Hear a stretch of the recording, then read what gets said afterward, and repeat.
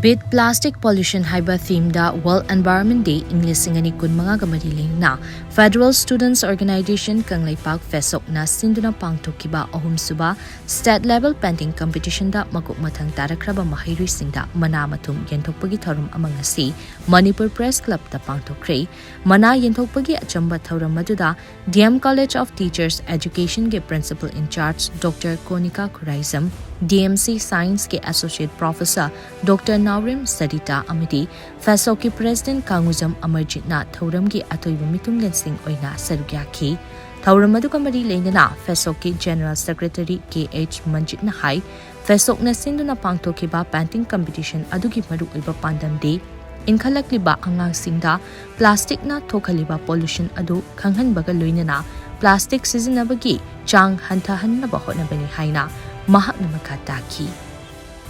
hawlaiba angangsingsidagi akoina moigi wakhalonjida handaki ahamda handaki thimje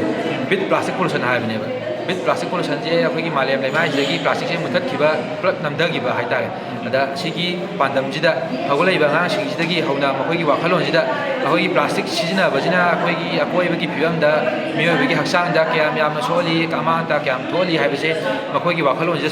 suhallaga makoina mapung marai pharakpa makoina khaga sawhalakpa matamda dum plastic sina akoida sibogi changda soli akoina anga organic simaina soli amata khamoi anga oibagi wakhalonjigi khangi taradi plastic ki sina bagi chang handarakpa makoina mapung marai pharakpa matamda umat muthatpa ngamda taragaju